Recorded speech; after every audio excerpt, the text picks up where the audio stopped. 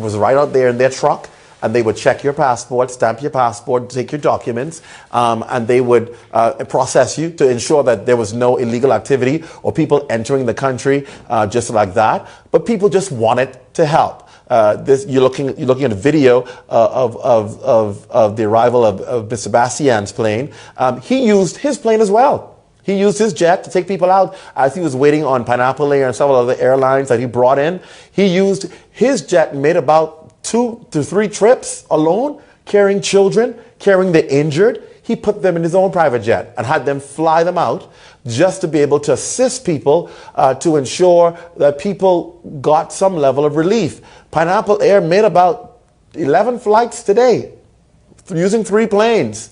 And then there was Southern Air and several other private carriers. Then you had private pilots who came in with their vehicles, obviously trying to provide some level of relief. Family members would hire private people to come in. There you see a baby being taken out with his family. Can you imagine these children being involved in all of this? People hired planes for their families to get them out. So you saw people coming. People getting water. This is a shot of pizza. Mr. Bastian figured people needed to eat, so he had Domino's send down, I think it was maybe about 40, 50 boxes of pizzas. So while people were waiting on a flight to get out, they had pizza. I mean, some of those men, they were so hungry they ate a box of pizza by themselves. But we were happy to be able to feed the people because they hadn't eaten, and we were happy to just distribute the food, give it out. We weren't trying to say one slice per person. We were giving boxes to people and saying, listen, eat till you're tired eating. They ate even if they didn't like Domino's, they were eating Domino's. Because it wasn't about trying to restrict people. It was about giving people some kind of hope. The kids going on the plane, they were so excited to be able to go out. And as people were going out, they said to themselves, this today is the beginning of a new life for me. This was hope in the midst of despair. You've been hearing so much stories about sadness, but these people had smiles on their faces. They were happy that somebody cared enough to come and help them, feed them, and get them out. And so they were happy one by one. It was so interesting, the little ticket system that was set up, little printed tickets that were done, and they had the flight, they had the ID number of the plane on it, and they told you what plane you were going on. See, there you go, the ticket system, a little, Island Lock set up a ticket system, and they were just giving away tickets so people know which flight they were going on when their flight arrived. This is what private citizens are doing. This is what was organized by a company. Just to help people, printing up your own tickets, lighting people up so that they can be taken out.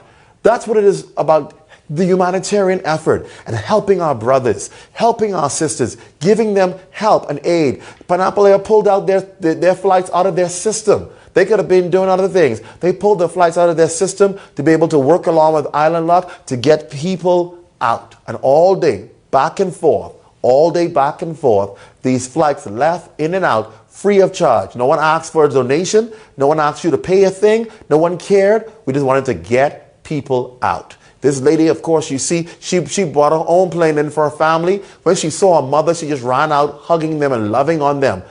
Sebastian himself, he was the ticket agent.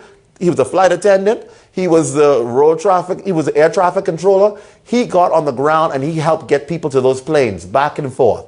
People hopping who were injured, babies running to go on a flight and being helped by the Island Luck staff to tell them, just get on the plane, go, why not? No restrictions.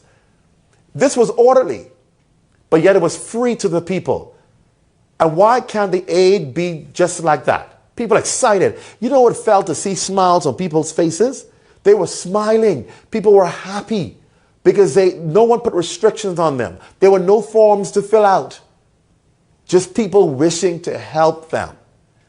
If one company could do this, imagine what all of these other companies and these multi-million-dollar companies in this country, these governments and departments and agencies, imagine if one company can do this, what all of these businesses who have made monies off of the back of Bahamians, these governments who have been voted in by the Bahamians, imagine what they could do if one company could do this overnight. This wasn't something that was planned weeks in advance. This was done overnight. That's why we talk about the aid and relief effort getting to people. This is helping people. And this is why the world wants to come. They want to be able to do this. They want to be able to come in and help Bahamians and put a smile on people's face and ease the pain. They want to help. But they're being hindered at so many levels from being able to help. Flights going out, taking off, people happy that they're going to another day, a new day, an opportunity to start over.